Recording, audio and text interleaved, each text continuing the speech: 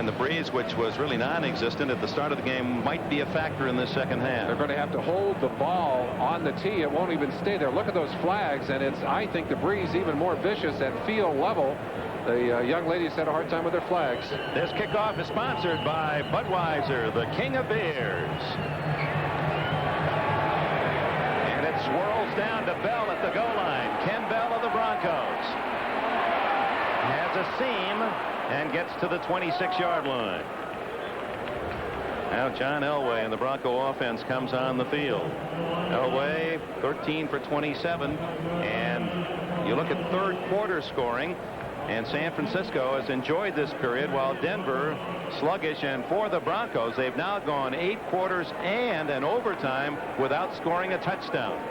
Going all the way back to that really heartbreaker when they lost to the Raiders. That is, I'm not sure they really recovered totally emotionally from that loss when they had the Raiders beaten 24-0 at the half.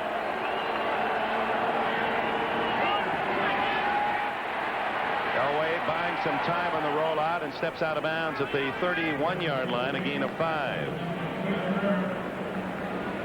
This Denver Bronco team has relied so thoroughly on the talents of John Elway to bail them out. Reeves always gracious in his praise of Elway, but it was like two offenses. The offense that would start with, and they'd run a play, and when it broke down, then you took over with Elway's offense. And it was often that second offense, the great improvising of Elway, that made the difference for the Broncos in the ballgame. That's right, Merlin. We heard it from coach after coach facing Denver. How do you keep Elway, contain him, contain Elway? He could beat you by manufacturing points. Sammy Winder dropped for a loss. Michael Carter, the all-pro nose tackle. Carter working on Billy Bryant, the center, and he is so quick to the gap, just sliding off and being there almost ahead of Winder on that play. 3rd down and 6, and so in comes that nickel package for the 49ers. You'll see it on the right-hand side of your screen. Number 95, all by himself, had dumped Billy Bryant on the ground to get the solo tackle. Elway, 3 wide receivers to the right, and now he brings Sewell in back as a protector over the middle and dropped the football. Ricky Nattiel unable to hang on at the 37-yard line. Eric Wright on the coverage as they went with 6 defensive backs. So often this first offensive series will set the tone, and if that's the case, Denver is in trouble. They have certainly not done anything to change the momentum in this ball game here in the first series of the second half. Don Griffin, 29, and 82 John Taylor drift back as Horan to punt. He kicked 4 times for a 45-yard average in the first half. This one up in the wind.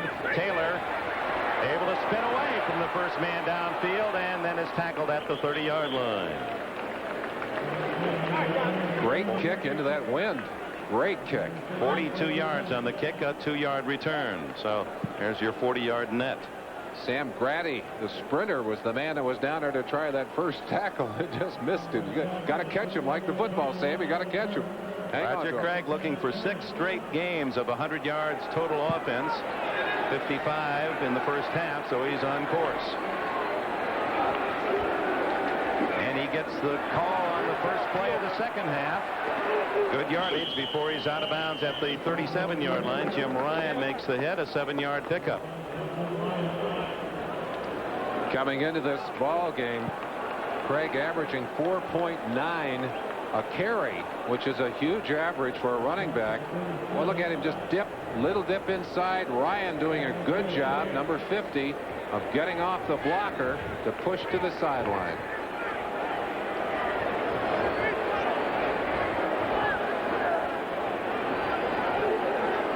On 2nd and 3, Craig with a first down and more. Look out. All the way to the 48 of Denver. Acceleration and leg strength. Roger Craig just showing you both of those as he pulls out of a tackle and just pops through that opening. 15 more yards. He said, as a halfback, I have to be more patient, read that defense, and then react, not just react. Mecklenburg, who was the man who missed the tackle there.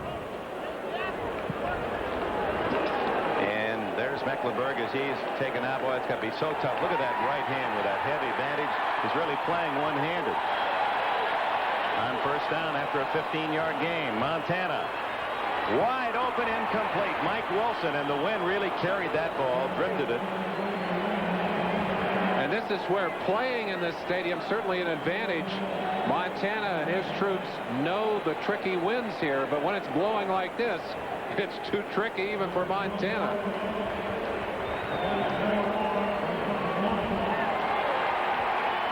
So it's 2nd and 10. Carl Mecklenburg back in. Boy, that wind is strong enough to almost pick the football right up and lift it off on its own. Really swirling the dirt off the baseball infield. Here comes Craig. Ryan can't get him. Mike Harden knocks him out of bounds at the 35-yard line. Another first down. And Craig running rampant. Rabid Roger Craig here in the third quarter. Craig just running right through an opportunity for a tackle by Jim Ryan. And Ryan has slowed a little bit. Not able to get there and not able to put even a half-hearted tackle on Craig on that play. And another defensive back down for Denver. Tyrone Braxton. Boy, that is horrible news. The Broncos decimated already. They've had real trouble holding people together. There's the missed tackle by Ryan. And you can't arm tackle Craig. You've got to wrap and hook. Look at him dip and just drive. He's still not on the ground. Braxton looks like he'll be back into this game, but the Broncos so thin at this point that you wonder who they're going to put into this ball game.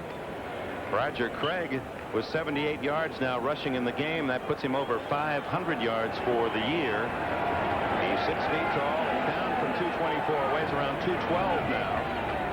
Hit in the backfield, still breaks free, and the second man, Simon Fletcher, along with Mecklenburg, able to make the tackle. Mecklenburg finally wrestled him down. The first hit by Walt Boyer, who was slanting inside. And one of the things that Joe Collier will do when he has that defense slanting, they'll occasionally get a good seam, pop free. And when you get a shot like that, you got to put it back down on the ground. Make him fumble if you can. There's the signal going in. One of the difficult parts of this Denver defense, it's so complex that you don't just step in and play in it. 2nd down and 11. Montana off a play fake. Underneath to Craig. And Craig, who leads all receivers, 35 catches coming into the game. That's his first catch today. It goes second catch. Goes for 6 yards. And a dust storm off the southern end of Candlestick Park, the baseball end. A virtual hurricane here, and Joe Montana thought he was hit by a hurricane that time as Sean Knight leveled him just as he threw that football, and he got up a little bit groggily, but he's gotten back into the huddle now. Takes the signal from Steve Young on the sideline and drops down into the huddle. 3rd down, a short 6.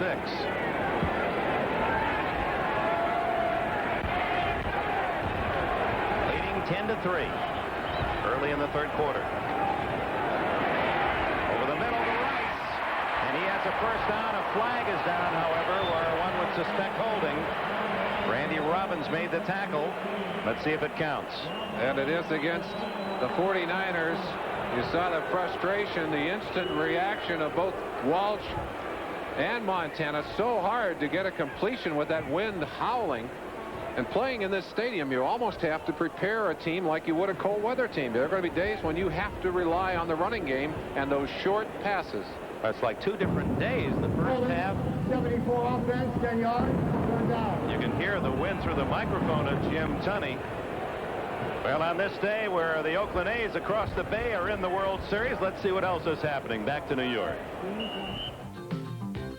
All right, Dick, thank you. Not far from you, the Oakland A's have done it. The 4-game sweep over the Red Sox. The final score was 4-1. You're watching the final out. Eckersley pitching to Jody Reed to Mike Gallego for the final out. The final 4-1 as the Oakland A's sweep. Let's go back to Dick and Merlin.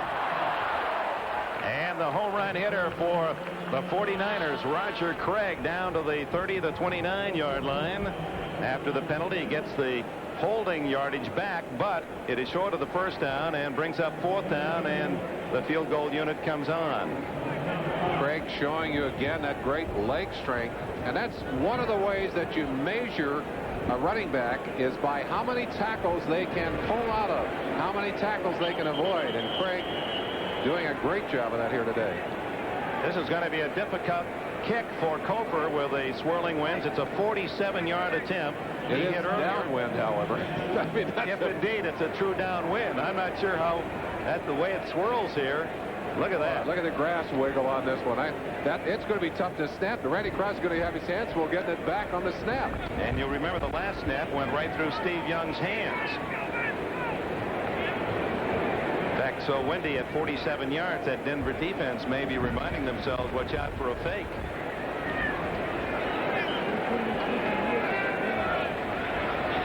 Kofor hit from 37 yards in the first quarter. It's 10-3, San Francisco. It is hits the upright and bounces back, no good.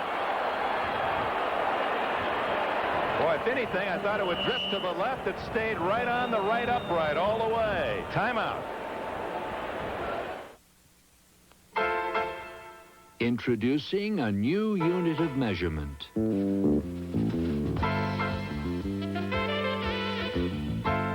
The new Honda Civic four-door sedan. It's easy to use. Just put the car you're interested in buying next to the new Civic four-door and see if it measures up.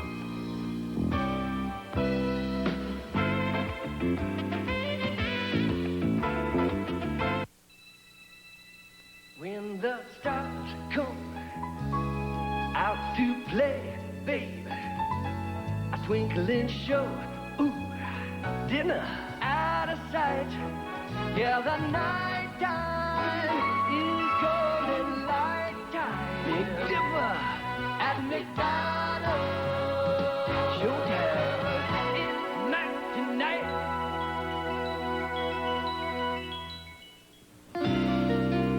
We help protect your plans and dreams. Our agents are the key. Together we make America work. We're USF&G. From the mountains edge to the ocean's edge, we insure you every day. We protect what America's made of. We cover the USA. Today's game is brought to you by Honda, who invites you to experience the CRX SI 1988 Motor Trend Import Car of the Year at your local Honda dealer. By USF&G Insurance. USF&G covers the USA. And by the On-Time Machine, American Airlines. Something special in the air. Yeah, those treacherous winds of Candlestick Park, a factor in the second half as Denver, after the missed field goal, takes over just inside their 30-yard line, trailing 10-3. Tony Dorsett for a yard, maybe two. Dorsett has not been a factor today, the great star out of Pittsburgh. He, in comparison to Roger Craig, who has 87 yards on the ground, the Broncos managing but 36 as a team. Not much in the way of productivity, and that's the bad news. The good news, Elway one play away from being able to tie this game up, and certainly for the domination that the 49ers have had, they have not had it on the scoreboard. It's like the 49ers getting the bases loaded 3 straight innings and not getting any runs in. It stays at 10-3. Elway protected a little better, and then it's deflected. He's trying to throw around the defensive charge and couldn't get his pass upfield. Well, you'd think that the wind would be at the backs of the Denver Broncos for the fourth quarter, but that's not guaranteed here in this stadium. You never know which way the wind is going to be blowing. All you know right now is that it's in Elway's face, and it's going to make it very difficult to throw the football. Looked like Jeff Stouffer might have gotten a piece of that. Number 72. The flags are not necessarily a true test of wind direction. We do know it is blowing very hard. Elway from behind, able to wiggle free and throw upfield, complete to Vance Johnson, and a first down at the 47. Johnson wide open. Now that's the kind of play that we have watched Elway make so many times, pulling out of traffic, getting away from what appeared to be a sure sack, and then making the accurate throw. Vance Johnson right there to pick up this first down. He was so wide open, he was surprised no one hit him early. I think he expected one of those safeties, Ronnie Lauder Fuller, to put a helmet in his back when he caught that one. In fact, it was Larry Roberts, defensive lineman, who came to down him. At the 47, first down, 8 minutes, 50 seconds left, third quarter. Denver trails San Francisco 10-3. Winder finds a hole. 40, 35 with a blocker. Johnson trying to help him out, and out of bounds goes Winder at the 17-yard line. That's the biggest running play of the day for the Broncos. Almost equals the entire total. 35 yards for Winder. You're going to have a chance as we start this play and open it up. Let Orson Mobley come in on the left-hand side of your picture. Let it start just for a second here. Wind it, guys, if you would. Stop it right there. Orson Mobley is going to lead in here and throw a great block to lead that play. Watch him right there. He seals it off inside. Good job by Bishop. And then Winder just pops it loose to make a big, big gain. Vance Johnson downfield to try to help with a block. First down at the 17 of San Francisco. Winder again, spinning and fighting to the 11-yard line. So Winder's around the 70-yard mark rushing at this point. Michael Walder first with a hit for San Francisco. Here's Walder, played at Oregon. Was the #1 tackler for the 49ers last year. Was originally drafted by the Cowboys in 1983. They released him. This is the area of the field that the Broncos have had trouble. They've had trouble getting it into the end zone. They need the touchdown. Winder again. Around the ankles and a flag down. They may call a late hit on number 75, Kevin Fagan. Ricky Ellison had the ball carrier on the ground, and Fagan appeared to be a step late on his hit. Tunney warning Keith Kartz to move off. Kartz obviously angry at what was happening, as the call will indeed go against the San Francisco 49ers. Move the ball to a first down position inside the 5-yard line. Tunney measuring the sidelines. It's half the distance to the goal. Personal foul, unnecessary roughness, number 75. Half the distance to the goal line, first down. It was Fagan. So first and goal at the 4 for a team that has not scored a touchdown in 8 quarters plus an overtime.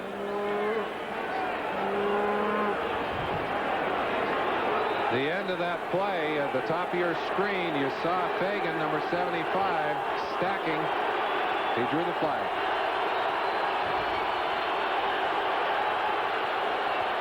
Whoops, movement by the Bronco offensive line, no play. Before the snap, someone on the left side, Dave Studdard, who has just been activated, the veteran from Texas, playing on the end position to the left. Playing a third tight end in short yardage, and he makes a critical mistake. 70, offense, false start. He's been on IR with a knee injury, and he came back, and his timing has got to be rusty. I got to tell you, that's a sour feeling. You know your team needs a touchdown. You sense his anger and frustration. There he is, just misjudging the snap count. Boy, does that change the situation. First and goal at the 4 to first and goal at the 9. Winder, the only back behind Elway. And it's Winder again. He's been the workhorse on this drive, and he's close to the 5-yard line. He picks up about 5 yards. That's the 5 they lost on the penalty. But the last 5 are going to be the toughest, and they've only got 3 downs to do it. Coming in with a play from the sidelines as Mobley goes out is Tony Dorsett. Winder, 4 straight carries.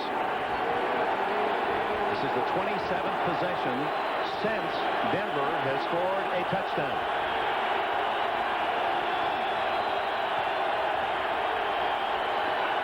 Dorsett. That's not there. The 49ers will drop him for a big loss.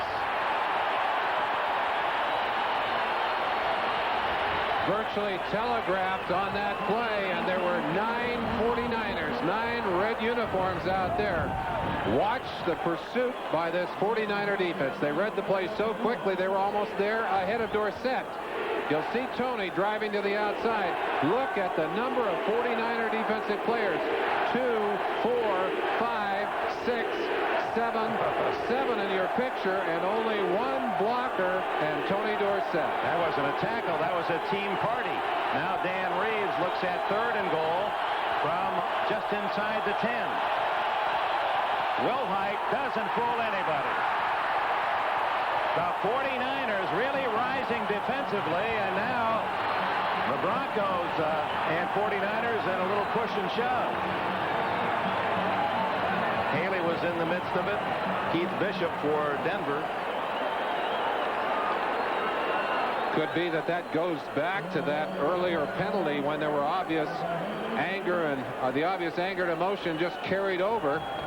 You saw Reeves talking to Vance Johnson, upset about something on that pattern. I think frustrated at the read that Johnson made on the defense, and he is still cooking Johnson on the sideline.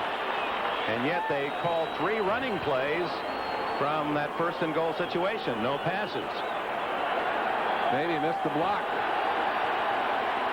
Harless will try a 27-yard field goal. He hit a 27-yarder in the first half. Into the wind. He's got it.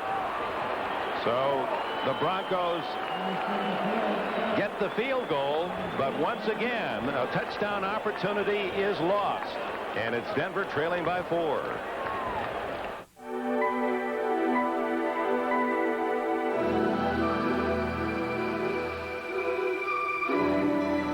The shape is distinctively advanced. The cockpit designed for comfortable travel over time and distance.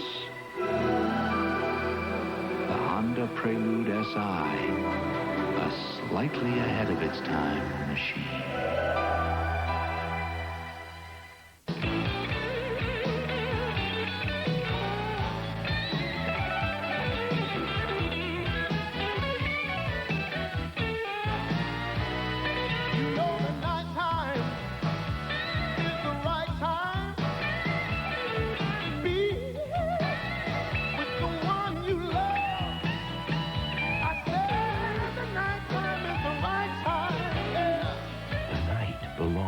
Michelob. The Van Pattens meet one tough customer. Dick Van Patten, you're saying someone can oil and lube my car better than me? Yes, it's called Jiffy Lube. In 10 minutes, the J-Team changes the oil with quality Pennzoil. Here comes the Pennzoil. Replaces the filter and lubes the chassis. Fills the fluids, 14 services in all. Okay, but how much? So welcome to Jiffy Lube. We'll take care of you like family. J-Team, this looks like the beginning of a beautiful friendship.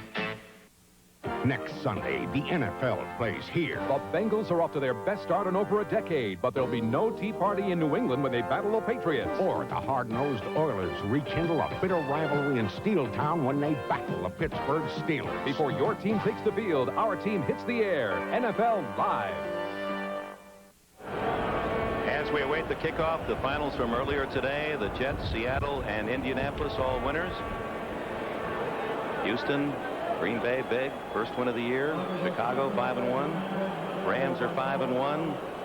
Washington and Minnesota victorious.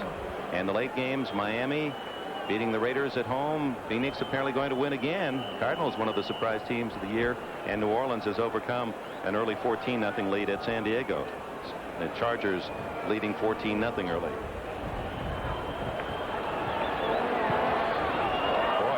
Kick. Harless almost missed it. A fair catch by Sidney at the 35-yard line. He may have been trying an onside kick, knowing that wind would hold it up. Hard to tell whether that was deliberate or unintentional. If it was unintentional, it certainly was an ugly kick. And Sidney very wisely calling the fair catch on the play. Let's see what kind of power that Carlos brings to the ball. Well, it looked like it kind of slipped out of the hands of the holder just as Carlos got there. Here's a reverse to Jerry Rice. They love this play. And the 49ers, Rice boomed out of bounds at the 46-yard line. He's okay, bounces to his feet. Boy, he really took a shot. That's the 6th time that Rice has run the ball this year, and he has 71 yards for those 6 attempts. Not a bad average for a runner. Watch the hit at the end of this play. Haynes and Harden, the two defensive players, and it's Haynes, 36, who just cracks him hard. Rice, tough. He's right back up off the ground. First down at the 46 of San Francisco. Roger Craig to midfield. And maybe to the 49. San Francisco 49ers, I think, feeling good about their success so far, Dick, and have the feeling that they're doing things they want to do. They're just not playing as well as they would like to play right now. It's got to be frustrating for them. For Bill Walsh, I think they're kind of the victims of great expectations, having been bumped out of the playoffs very rudely in the last 3 years. People here in San Francisco are saying, hey, get to the playoffs and get us another Super Bowl. Here comes Craig, who has 92 yards in the game and close to the 100-yard mark as he's at the 45 of Denver and close to the 44, which would be a first down. I believe he's just shy. There's some popping going on down on that field. Wilson right there up to blast Rice, and then Rice was going to go back and get him and got run over by one of his own linemen. Now that's frustrating. Going to have to measure on the play. Well, you saw again with that close-up the power of Roger Craig. He really runs out of the old school. He defies you to bring him down. He is a horse. You see how they're having to hold that football down to keep it from rolling with that wind howling, and you saw that it is short by about 2 feet, 1.5 feet. Tunney will bring the ball out, bring a new ball out actually, and mark it.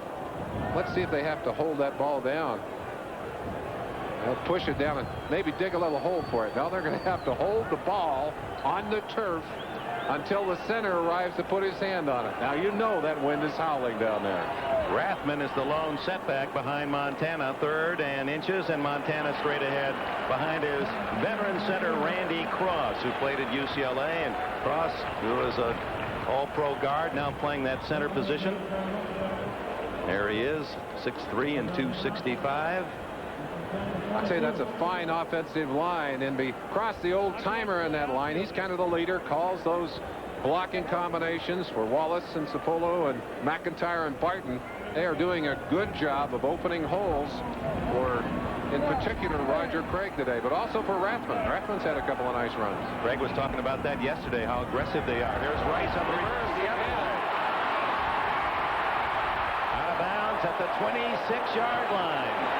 And his average continues to be flashy indeed. 16 more for Rice. And it looked to me, Dick, that if he had cut back, he might have been able to get another 5 or 10 yards on that play. Maybe that solid hit on the opposite sideline made him think about going inside. But boy, look at the speed here. There is no question. He's got to be the fastest man on the field. And there was the little coast out of bounds. I think if he'd have cut inside Wilson's block, could have made another 5 or 10 yards. Ronnie Lott says he's times at 4.6 until they put a ball in his hands, and then he suddenly is a 4.2. Just like he had a jet engine on there. On first down, it's Roger Craig twisted down at the 22, and that'll be right at the 100-yard mark, either 99 or 100 yards. Make it 101. Craig, who was the first ever in the National Football League to rush for over 1,000 yards and catch passes for over 1,000 yards. That was in '85, and he could do it again this year. I wonder if this is like running in a marathon. When you're going downwind, it's going to be a little easier on you. They are definitely going downwind on this leg of the journey, and Montana would love to be able to get 7 points here. Leading 10-6 with 3:23 left in the 3rd quarter. And it's Rathman.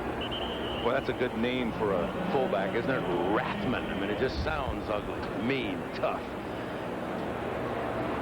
He is mean. Looks like he's shot out of a cannon sometimes when he comes up inside. And we talked about not wanting to tackle him anywhere but low. The other thing you don't want to do, if you're a linebacker in there and you see him coming in to block, you better just stack things up down low, because otherwise he'll take your hat right off your head.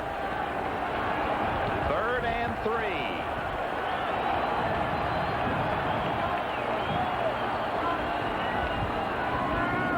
placement inside is going to be very close at the 15-yard line.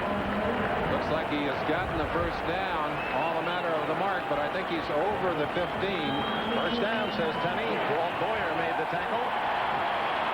And that's where that size advantage for this San Francisco 49er offensive line will pay its biggest dividends.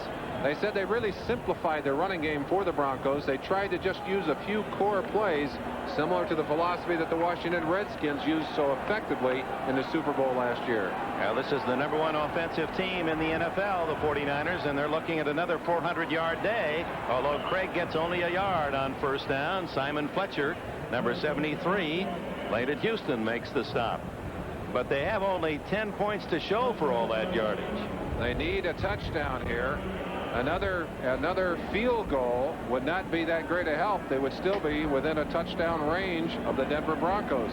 They've got to be thinking of stretching that lead. And I said it earlier, when you have that many opportunities and you don't cash in, you create real problems for yourself.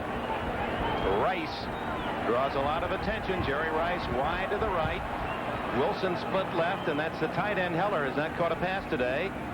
And it's Montana through the hands of Heller, and that's been the knock on this young tight end from Oregon State, that he can't make the tough catch or doesn't make it often enough. He's been playing behind John Frank. Frank injured, not in uniform today. Frank had his hand operated on, will be out for a number of weeks, and Heller can catch the ball in practice, just has trouble in a game, and I'm sure that with experience he is going to become a fine receiver. Runs good patterns, is a good blocker, but as you saw there, Montana used to the steady hands of John Frank and the quick outlet to his tight end. 3rd and 9, and the place kicker of the 49ers, Kofer, getting ready just in case. And a timeout spent by Montana of San Francisco. It comes with 1 minute and 22 seconds left in the 3rd quarter. And the score, 49ers 10 and Broncos 6.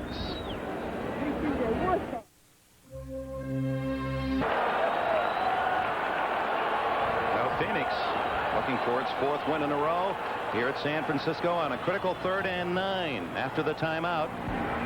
Montana, plenty of time. The pump fake, he gets away. And pushed out of bounds at the 9-yard line. That'll be short of a first down. 5 yards for Montana. He was looking for Rice in the end zone, and he was covered well. So Kofer and the field goal unit on again for San Francisco. Bit of a handicap, as we mentioned, for quarterback Montana, who's so used to the steady hands of John Frank in there, and wanted to go to his #1 man, Jerry Rice. He wasn't there, had to pull the ball down, picked up some yardage, but they'll have to try for the field goal there. Remember, Kofer hit the right upright on his last attempt. This is just 27 yards. He's got it. Boy, you can see the wind playing tricks with it. So back to a touchdown lead. San Francisco with 1:09 left in the 3rd. Field goal. Here's Kofer kicking off to Denver. 13-6 San Francisco leads. Final minute, 3rd quarter, and out of bounds it goes, and with it Denver will take it at the 35-yard line. Let's go back to the late scores. This one is a touchdown lead for San Francisco. Miami still leading at Los Angeles. Phoenix big against Pittsburgh at home. And New Orleans by a field goal at San Diego. Giants and the Eagles tomorrow night. Remember back in the summer we were talking to Bill Parcells, and he'd already pointed to that 6th game. He said, that's the one that worries me already, playing in Philadelphia, that game 6. From the 35-yard line. With Winder, who was the key to the last drive, his running.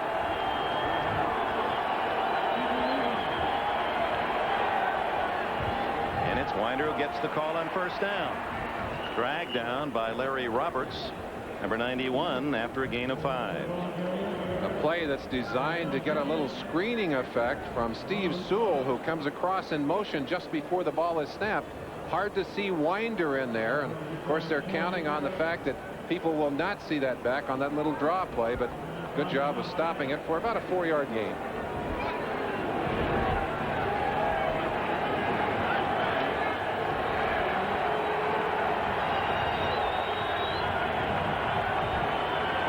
seconds left in the third quarter. Vance Johnson, the second man in motion, and it's Winder again. Out to the 43-yard line, a couple yards shy of the first down, and that probably the last play of this third quarter. The running game not being tremendously effective, but you have to run the football. You see the trap by Bishop, 54, to spring the play inside. The gun ending this half, and Denver saying, now the wind is ours. At the end of the third quarter, the score, touchdown lead for San Francisco. We'll be back after these messages from your local station. Disney Fever covers the globe.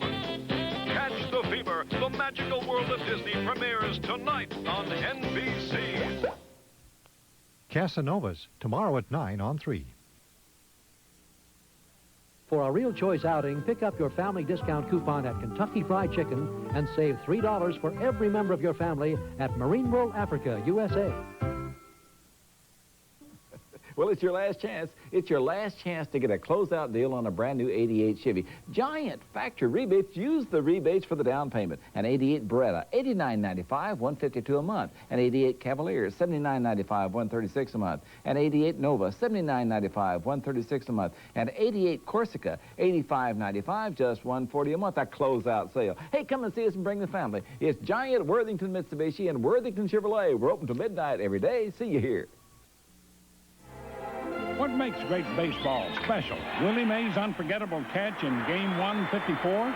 Is it Reggie Jackson's sensational slugging in 77? 3 pitches, 3 homers. No, it's AM/PM Mini Market's great baseball special in 88.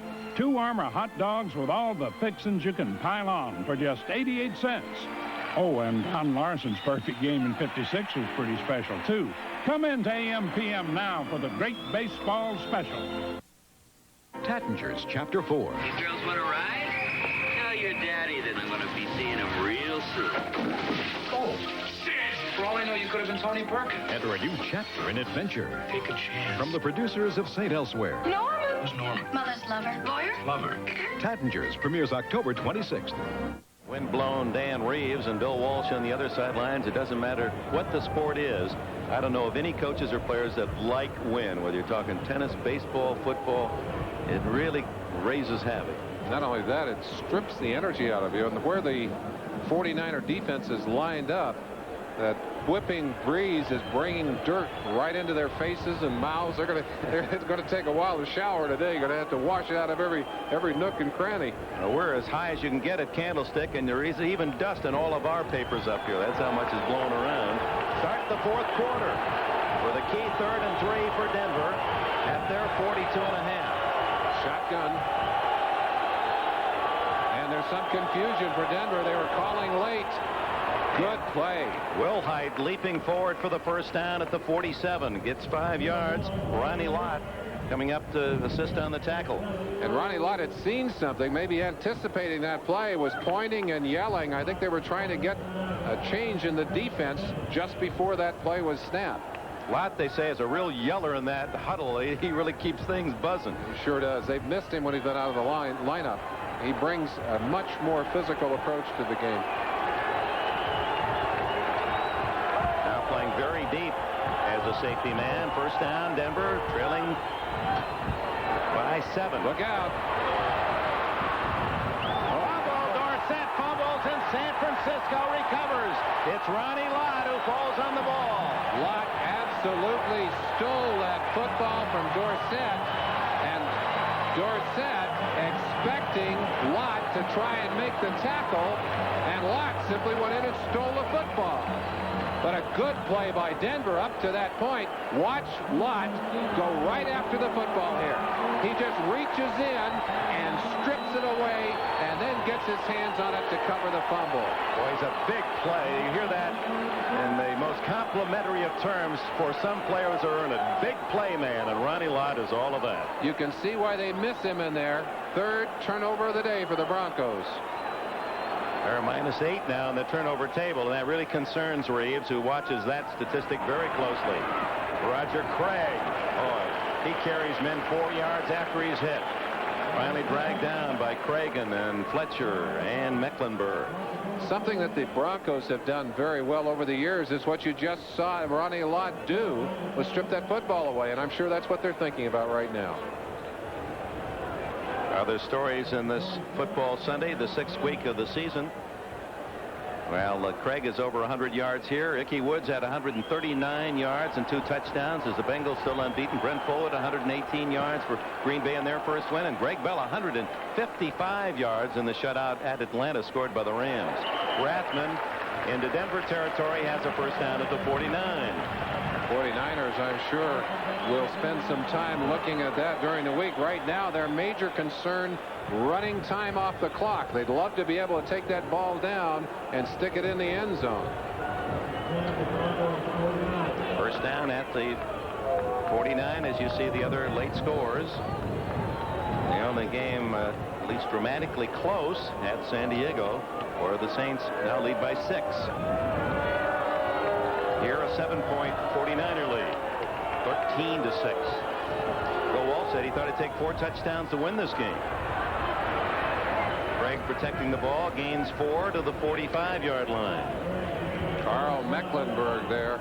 Well, you see, you got to run for cover to get away from that dust that's whipping up, and these 49er fans happy with the way the 49ers are playing, at least much happier with the score than they would be to see something else up there. You can see that wind just continues to whip down there. 201 yards rushing for San Francisco, and he's got more than half of them. That was over his 100 yards just running the football today. He's 6 for 6. Well, that's production, knowing you're going to get a century plus out of one player every game. Audible call by Montana. Craig again. Breaks that first tackle, breaks 2 more. He should have lost 2, and he gains about 3-4 yards. How many times have we seen him run right through that first tackle today? It looks like Mark Haynes, number 36, one of the missed tackles. Watch him cut back against the grain here. Gets back inside of Craig, and there was Mark Haynes right there, and runs out of a second tackle. So he literally got out of 2 tackles to pick up that yardage. Andre Townsend, 61, couldn't bring him down alone either. There's Haynes. That's a mismatch with Haynes at the corner. He's given away a few pounds, but boy, that Craig high knee action as well has to make it tough on the tackler. He's a pumper. 5 seconds on the 45-second clock. 3rd and 2. Fumble. Ball on the ground. Denver says they have it. Let's see. Well, we talk about turnovers. The Broncos come up with a big one. So Bill Walsh in frustration, his team moving the ball, controlling the game, and yet have only 13 points and are within a touchdown of being tied as they cough it up. And with it, a timeout. 11 minutes remaining here at Camp. Fumbled snap, and Denver recovers at the Bronco 42 to stop another San Francisco drive. 13-6, 49ers lead. Elway, lots of time. No one open. Finally underneath to Kay. Kay breaks tackles to the 42-yard line of San Francisco. Let's go back to the fumble as Montana was trying to beat the clock, running down about 3 seconds. Same thing that happened to Elway earlier. Just never got his hands on that ball, and the guards who were pulling pushed Montana out of the way, and Denver able to pounce on that football. We're not going to get a chance to watch Elway, but what a decisive way to start this drive. You feel Elway saying, come on, now is the time. First down at the San Francisco 42, trailing 13-6. Winder gets a block on the corner, and good yardage to the 35 before he's dragged down by Charles Haley. Played his college ball at James Madison. Got a fine block by Ricky Nattiel out there that really kind of boxed things in. These Denver receivers have never been afraid to stick their heads in there. They were able to get Winder sprung free outside. Look on the outside of this picture. You'll see Ricky Nattiel coming in right there. You don't see the block, but you see the room that the block created for Sammy Winder. And a gain of 7 yards. 2nd down and 3. It's Winder again. Wasn't much of a hole, but he fought for a yard or two. He'll be very close to a first down with that. May end up just short. Tina Turner, Larry Roberts all in on the tackle. As frustrating as a day as this has been for John Elway, I think if he can pull it together for his Bronco team here in the fourth quarter and get them back on track, this is such a critical game. They already feel that they're behind the 8 ball. A loss here, and they almost begin to think about next year. He picked up a yard, so it's 3rd down and 2. That's closer to 2 than 1. Elway, using a page out of the Montana book, sneaks it forward to the 30. Not quite the delay on the quarterback draw, but a little fake step, and then right behind his center, Bill Bryan, has the first down. This game. Signals coming in for Gary Kubiak on the sideline. You're right about that, Dick. Montana, a different kind of quarterback than Elway. Elway's still strong quarterback. Not quite as quick as we talked about earlier, but still great strength. So first down at the 30, and some of the fans at Candlestick getting nervous with 8:20 left. 13-6, a big hole for Winder, and he has another first down at the 22-yard line. Ricky Ellison makes the tackle. Expecting, I think, to see Dorsett do some big things today, and I would imagine that the 49er defense a bit surprised that it's been Winder who has been the big tool in the running game for this Denver Bronco offense. Make that not quite a first down. He picks up nearly 9 yards on the carry and now has 99 yards. Dorsett on the sidelines as Winder has taken charge, having a big game, a yard shy of 100 for Winder. 2nd down and short.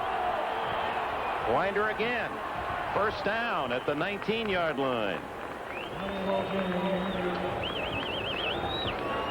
So the Broncos driving toward a possible tie. First, let's go to New York. All right, Dick, in L.A., the Raiders trying to rally against the Miami Dolphins. Jay Schrader back to pass, and he finds Steve Strahan wide open in the end zone. 13-yard touchdown play cuts the Miami lead to 24-14. Back to Dick and Merlin in San Francisco. All right, Gail Gardner, 7 minutes left. First down, Denver, inside the San Francisco 20. Elway on the roll.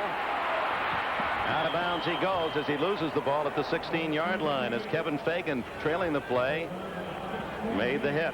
3 yards for Elway. This game is the property of the National Football League. San Francisco and Denver, all rights reserved. This telecast presented by authority of the National Football League, intended for the private use of our audience. Any rebroadcast or other use of this telecast without the express written consent of the San Francisco 49ers and the National Football League is prohibited.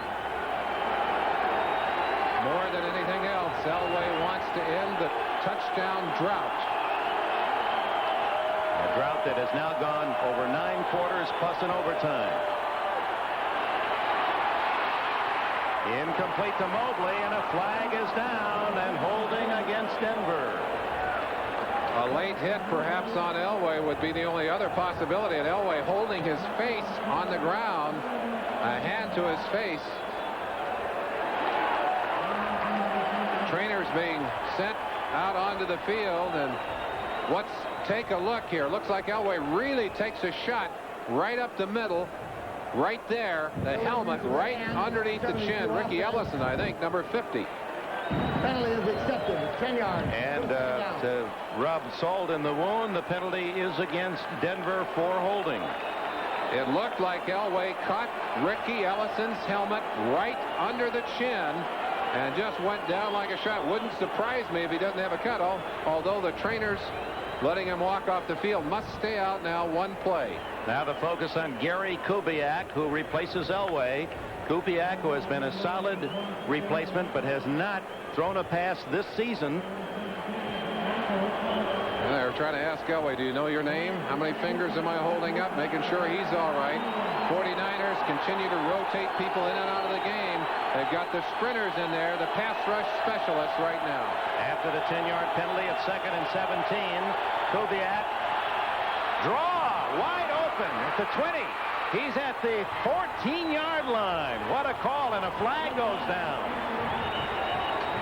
13 yards and maybe more. Stover and Lott finally got him to the ground, and maybe a late hit. Oh, Mask and that'll take it down farther, and a first down for the Broncos.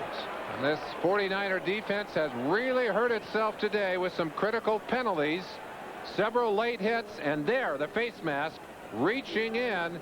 Number 42, Ronnie Lott. And Lott has made big plays today. That is a big play for the Denver Broncos. Maybe a first down. So it'll add 5 yards on to the 13 by Kubiak. They needed 17 for a first down, so they may be measuring. And here comes Elway. And what a job by Kubiak for one play. On a 2nd and 17, perhaps getting the first down. 5 yards, and it would appear that that will give them the first down. It does. It's going to be 1st and 10 from First and goal. 1st and goal from the 8.5-yard line. Elway back onto the field. It's a 5-yard penalty only. The distance made it a first down. First down. Well, Kubiak still hasn't thrown a pass, but he made one big play. And now Elway once again can set his sights on the end zone. Well, they had 1st and goal at the 4 and had to settle for a short field goal early in the game. And without overstating the fact, the Broncos have been in a terrible touchdown drought. They're into their 10th quarter without a touchdown. Elway floods the right area, goes over the middle for a touchdown. Vance Johnson. And was he left alone? Somebody missed an assignment. Doesn't matter that it was easy, just matters that they got it in there. They've now put that drought behind them, and you see the celebration. That's one happy football team on the sideline right now. And you kind of feel the air go out of the players on the San Francisco sideline. I think they realize that they have their hands cut out, or their job cut out for them, as the game will now be tied if they can get this one-pointer through. There's Vance Johnson. For Elway, only his 6th touchdown pass in 6 games. Carlos adds the extra point, and with 6 minutes and 23 seconds left, it's a new game in Candlestick Park, San Francisco. Broncos 13, 49ers 13. Apparently, there was a penalty on the extra point, and Carlos had to come back and kick what amounted to, with the wind, a serious field goal after the holding call, or a tripping call it was. A tripping penalty, a rare call. And Carlos nailed it perfectly down the middle, and it is indeed tied at 13. Nothing has been easy for the Broncos today. Here's a shot of that second kick, and Carlos has it dead center up the middle. Is that a penalty shot? That's a penalty shot. A relief shot.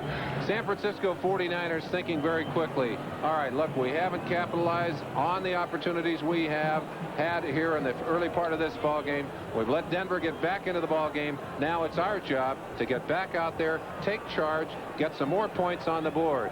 The disadvantage they have right now is that they are working against the wind, and that makes it tougher offensively.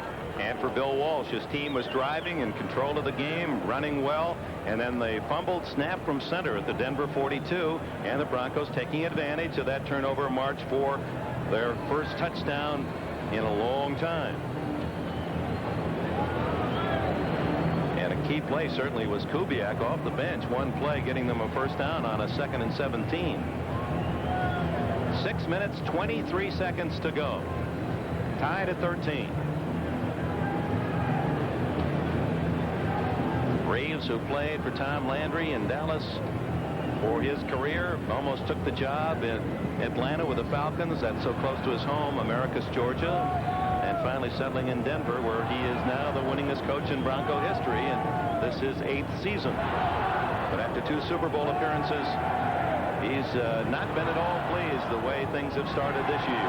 2-3, and 2 weeks ago that loss that just haunts him yet to the Los Angeles Raiders, 30-27 in overtime, when they led 24-0 at halftime. Those losses within division, 2 are the tough ones. 3 losses within division, and 2 of those at home. Carlos kicks it deep, and the wind carries it right over the head of Doug DeBose. It's first down, San Francisco at the 20-yard line.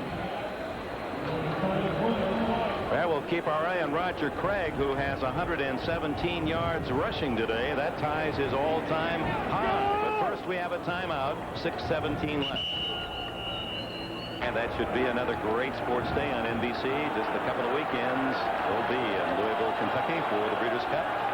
Now the pressure here on San Francisco, trying to go 5-1, stay with New Orleans and the Rams in the NFC West. They start at the 20. Roger Craig, and with those 5 yards, he's now at 122, his all-time game high with the 49ers.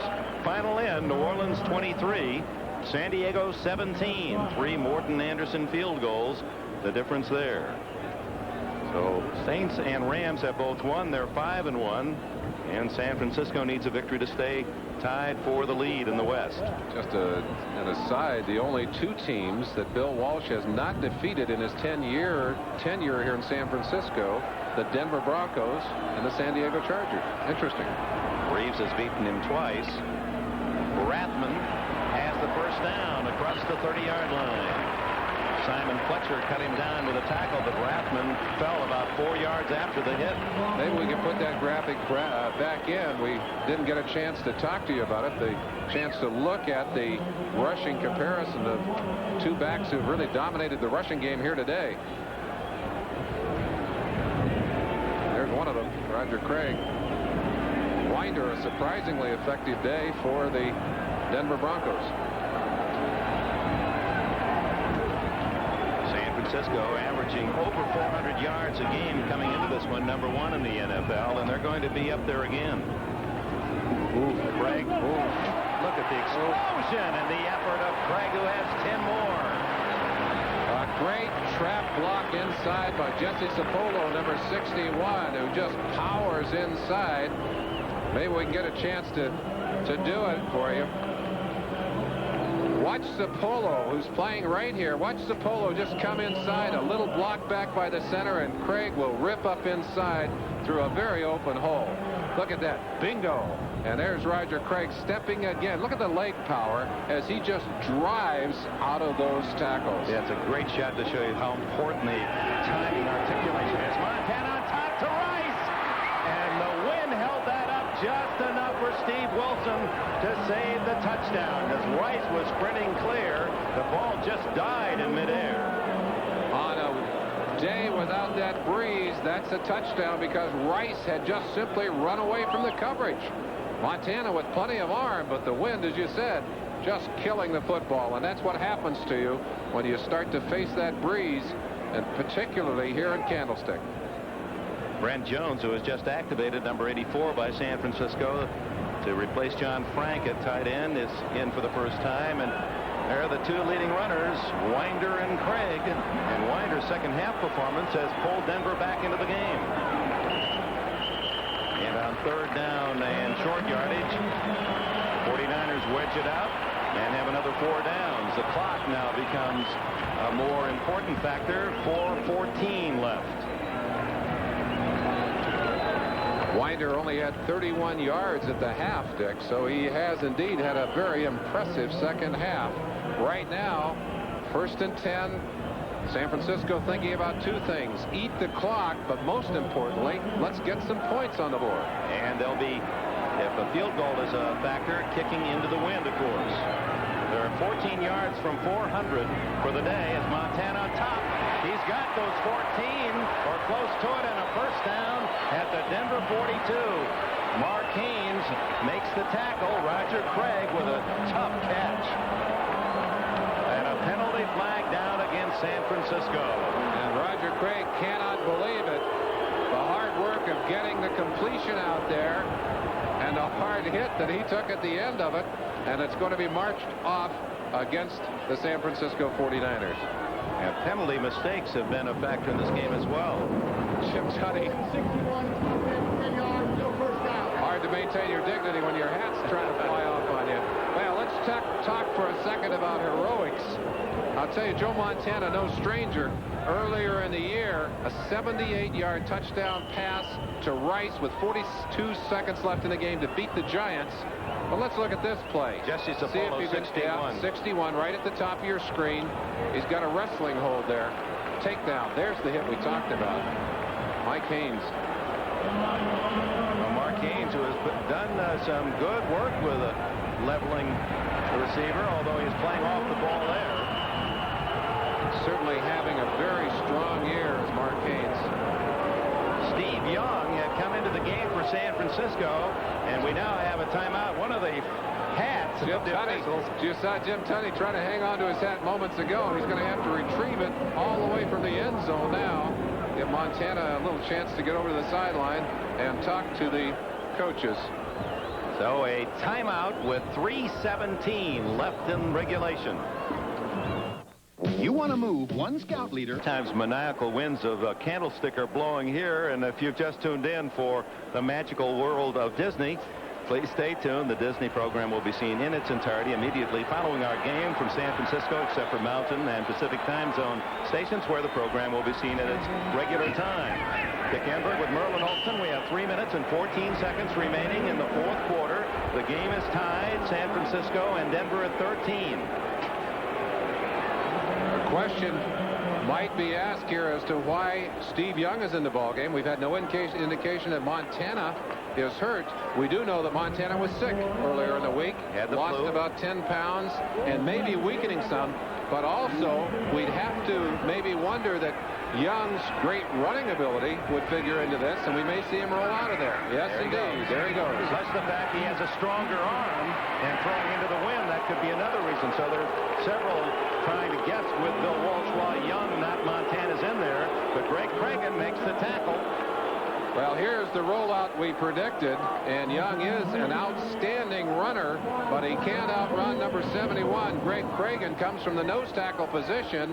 Watch it right here, a very sure ankle tack on Steve Young. And it's ruled a sack for Denver with 2:37 left.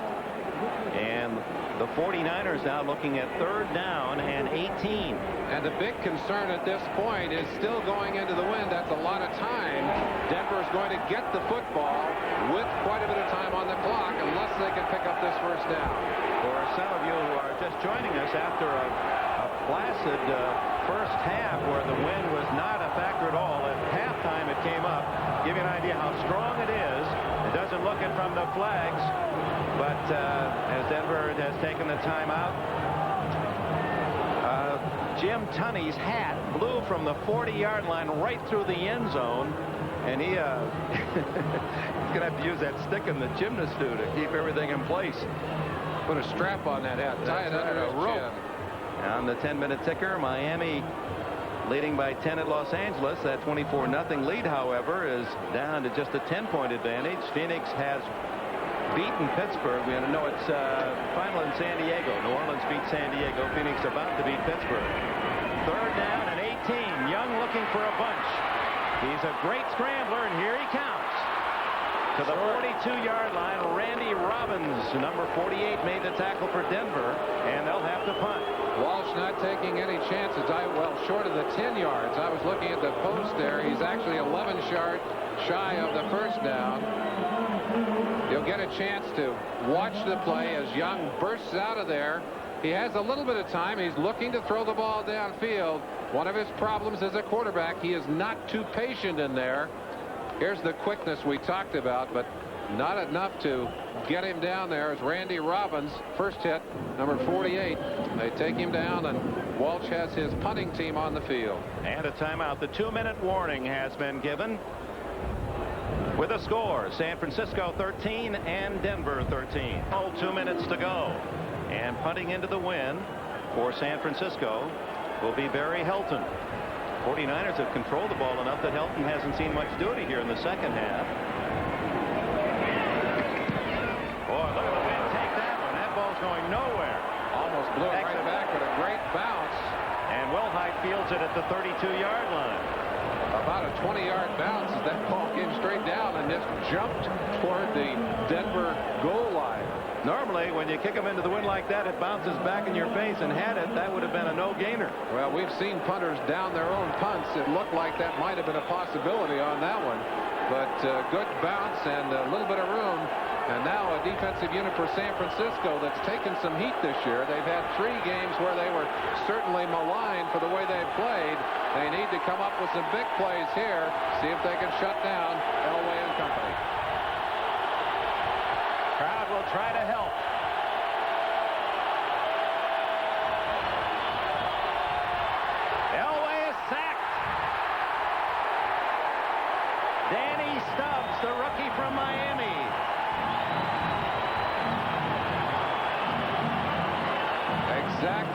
kind of play they hope to get to put the pressure on Elway. Coming from the right-hand side of your screen, number 96. Elway trying to look downfield, but there's just no way. Ken Lanier, 76, could not hold Stubbs away from John Elway. And Denver will spend a timeout with 1:37 to go. And one of the thoughts here as Elway goes to the sidelines, but we'll pick it up after we pause for this. Deep in your own end, you want to flirt with a possible interception mistake here, knowing you will, at worst, perhaps have overtime. Absolutely true. And Elway was limping slightly as he came back onto the field. We'll keep an eye on him. There's a little safety valve middle screen to Wilhite, and he plows across the 30 to the 32-yard line to get the 10 yards lost on the sack, plus a couple. It'll be 3rd down and 8 or 9 to go. High percentage pass, not the kind that would be intercepted. And we'll see that again. You're right. They don't want to flirt with the possibility of interception here. 1:10 remaining. Elway now has a man wide open, and he throws short to Sewell. And that was a windblown pass, and a flag is down. 2 flags, one on each side of the field for a possibility of an ineligible man downfield. No, offside. San Francisco, so that'll bring up 3rd and about 3. Another opportunity for Elway and company. 1 minute and 3 seconds showing on the clock. 1 timeout left for each side. See if we can hear the number. 96 defense, offside. Stubbs, who had the sack to start this sequence. The eagerness to get in and take another shot at Elway. And Stubbs, crowding the football, gives Elway and company another opportunity. They would have had to kick the ball away. Well, it appears from what happens when you throw the ball cross field, the wind just takes it away from you. You almost have to go down the middle. As strong as Elway is, he couldn't beat that clock. 3rd down and 3, not 3rd and 7. First down. Wilhite right at the chains. Let's see where they mark it. I believe they're going to give him the 42. That would be a first down. They are happy to have Gerald Wilhite back in the lineup. Not only a fine receiver and a good clutch runner, but also he is their best pickup man at the blitz. And he stays back in there. He reads the blitz, and he'll pick up those blitzers as he did earlier in this ball game, and that's critical. Clock is running, 45-44. The longest field goal ever for Carlos is 51 yards, just to give you an indication where Elway has to go. There's that same play up the middle with the screen, and Wilhite is to the 49-yard line. 27 seconds. They're clicking it down. Elway finally takes a timeout. And that will be the last timeout for Denver. And one has to wonder, with that powerful breeze behind him, how far Carlos could kick. We have a flag down on the field. 34-yard line would be the line of scrimmage for a 51-yard field goal. Defense was offside. Stubbs offside again. It's declined as they will take the gain on the play as the time is more critical at this point. Oof. The wind basically at the back of the Broncos, but it's not a predictable straight from behind. It's a swirling storm.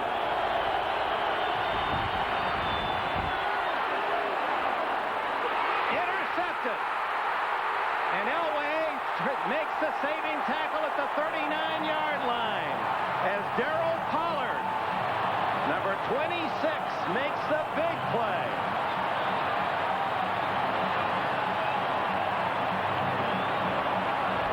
Hold on, the Broncos are saying there's a penalty, and they still have the ball with 16 seconds left. We've had a couple of critical calls. 21 defense before the pass was intercepted. This San Francisco defense continues to self-destruct in critical situations. They've had 2 late hits. They've had right there a penalty that takes the football out of their hands and puts it right back into the hands of the Denver Broncos. It was called against the veteran defensive back Eric Wright, number 21. Let's look for it if we can. Yeah, we don't see it. Nope. No. Obviously back on the other side of the field, but it doesn't matter.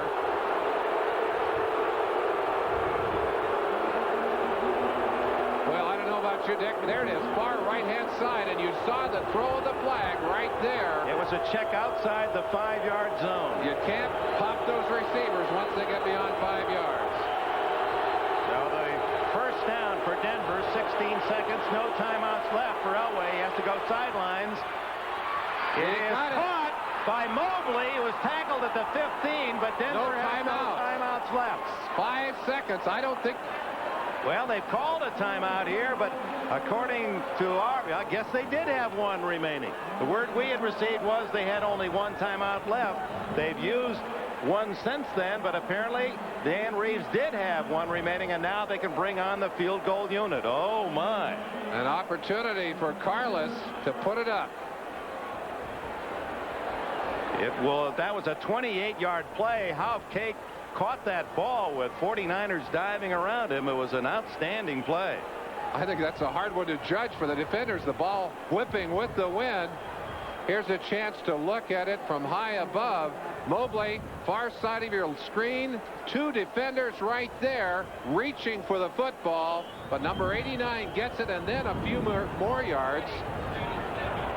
Boy, that's a big, big play. And now right back in the lap of number 3, Rich Carlos. It'll be around 34 yards with plenty of wind at his back. Carlos 10 for 10 going into last week. 4 of 7 last week. Has kicked well here today, and he's kicking off the grass. He's kicked 2 short ones, 27 yards. This one is 34 with 5 seconds left. This would win it. If he misses, we go overtime.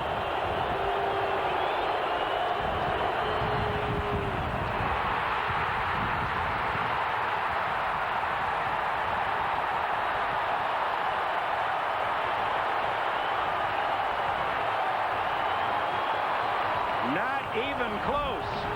Wide to the right as that wind drove it. And the devil winds of Kezar have denied Reeves what he thought was a sure opportunity to step out of here with the victory. It now will go to OT. Well, it almost was driven into Kezar Stadium. You're right. So with 2 seconds left, San Francisco will have a cosmetic down, and then we'll go overtime. In fact, they're going to line up with Jerry Rice back at his own 5-yard line as a protector. And so it is. Overtime at Candlestick Park. Now, Rich Carlos with a chance to win it from 34 yards, but wind blown wide to the right. And the one thing that's going to be interesting, when they flip that coin, I would bet you that they're not going to be taking the football. They're going to be taking the wind.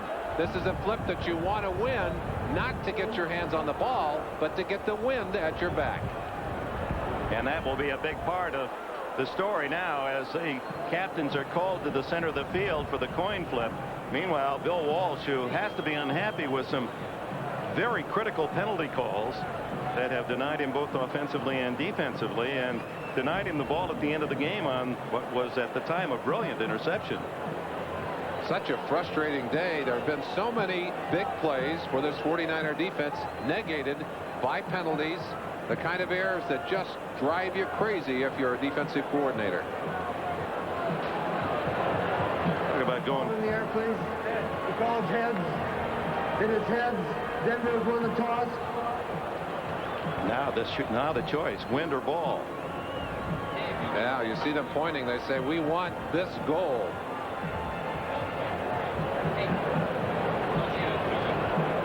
Elway's saying, hey, we don't care about the football. We want the goal. Yeah, there it is. Denver has won the toss and elected to defend the south goal. Denver will kick off to San Francisco. You won't see that often, where in overtime you'll give up the ball to the other team, but the wind certainly is one of the big factors, and Denver wants it going into this 15-minute overtime period. We'll be back after these words from your local station. This week, Dan Reeves has elected to stay with the wind in this overtime period, giving the ball to the 49ers. It'll be interesting if Bill Walsh will counter with his younger, stronger armed, faster quarterback Young, or will he stay with Montana? Montana close to the sideline, licking his fingers. I think he feels that it's going to be his opportunity to get back into this ball game. And it wouldn't surprise me that, he's had a bit of a time to rest. Maybe he's feeling better. Look at him. He's got them warm. They said, well, better warm up that arm a minute. I'll tell you, it's going to be tough to throw that football into the teeth of this wind. You're going to see a lot of Roger Craig and Tom Rathman. Couple of finals we can duck in. Miami leading 24-0 at the half at Los Angeles. Beat the Raiders 24-14. And Phoenix wins again. 4 in a row for the Cardinals at home. They beat Pittsburgh 31-14. Here it's 13-all. As Carlos kicks it off to start the overtime period. 1 15-minute period. Sudden death. DeVos.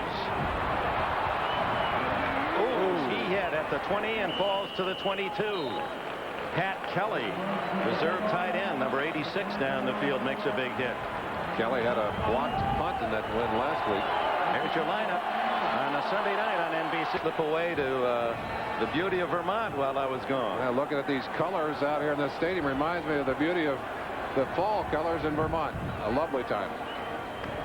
Roger Craig. They faked the reverse, and Craig kept it. They brought Rice around as if it was a reverse, and Craig holds on out to the 27-yard line, maybe the 28. Walsh loves those gadget plays. He's hit us and the Denver defense with a couple of beauties in terms of reverses today to Rice, and of course taking advantage of that with the fake reverse, but Denver's defense reacted well. 2nd and 5. Pressure on him. Hand him an Alka-Seltzer. Give him something. Stomach churning. On 2nd and 5. Montana. Great catch. Great throw. On the run. Did he lead him perfectly with Jim Ryan coming up from linebacker and Mark Haynes at cornerback. Defensively for Denver, it'll be just shy of the first down, apparently. I wonder how Montana judged the windage on that one. That's a tough pass. That's crosswind. He's able to get it drifting out there. And a great catch right there by Rathman. 3rd and short yardage. 1 yard for the first down. And it's a first down. Did you see how even the scrimmage control has been? That the 49ers need control. They don't want to have to punt into that win at this stage. And Craig is going to be close. Very, very close to the first down. That was a strong tackle inside by 77 Mecklenburg, who put a real cruncher on Craig. And they're going to measure. And it would be interesting here, if they're short, to see what Walsh would do. Would he go for it on 4th down? Kicking into that wind has been hazardous all day. Helton, you saw, kicked one straight up, almost had it not bounced away. Well, he doesn't have to make the choice. First down for San Francisco.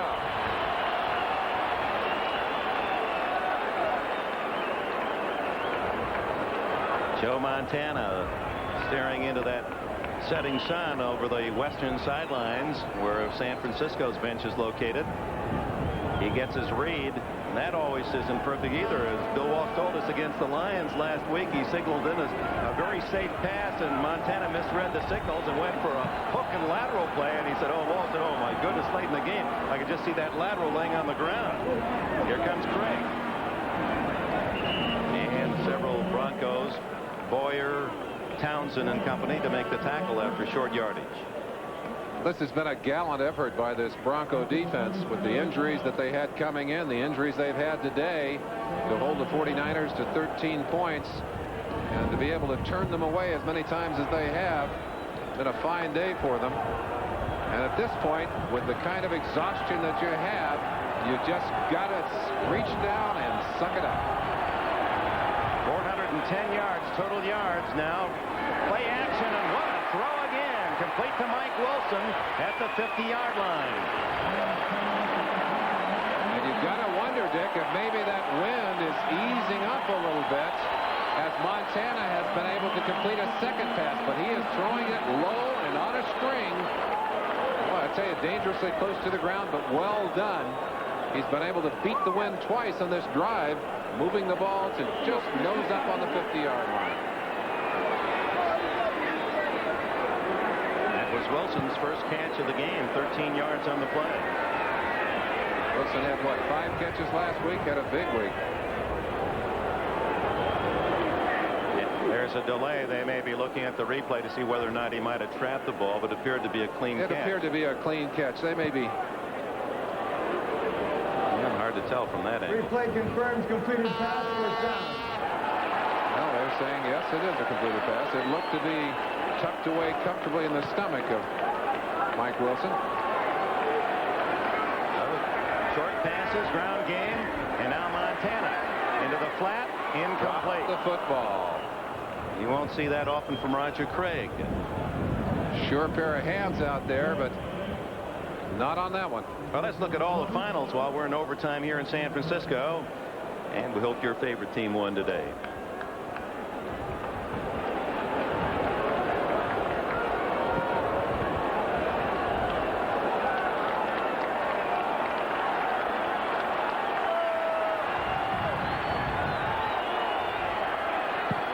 Second and 10, Montana. And down goes Montana with flags flying around him. I think we got a holding call, which probably will be refused because it's going to be about a 6-yard loss on the sack. And Montana gets up holding his rib cage. And the wind definitely feels like it's easing up on the field, Dick. Just a sense that it's softened up a little bit here late in the afternoon. Still blowing, definitely against the 49ers, but not blowing with the intensity. 62, offense is declined. They're down. They've waved off the penalty as we expected that they would, knowing that they're going to take the down away from the 49ers. And there's Montana. He's gone to the sideline. Steve Young will take over. Guy McIntyre was the man ticketed for the penalty, but Denver, of course, takes the sack, and it's third down. About 16 to go from the 44-yard line. Here's a big play as Denver eager to get the ball, and now Steve Young handles as if there's a mix-up here. He had some confusion, said you got to be the other way. Let's see if he rolls it out to his left. Yep, there he goes, drifting out. He throws high and intercepted by Denver at the 32-yard line. Going out of bounds with the ball is Mark Haynes. Bill Walsh cannot believe it. Started out on the field. Let's keep an eye on quarterback as he comes off, and he doesn't want to get close enough to talk to Bill Walsh. Walsh is there to greet him. He's not going to get around him. Why are you throwing that football? Man covered, obviously. In fact, excellent coverage on the play. You'll see it on the left-hand side of your screen. Rolls left, looks back, and throws to a man who's double covered. And there it is. You can't double cover him any better than that. Well, it may have been as good as a punt into the wind anyway. Had it been incomplete. And now it's Denver's chance. And Winder loses a yard on first down. Read well by Ricky Ellison. Played at Southern California. And Larry Roberts from Alabama. Montana is still aching on the sideline.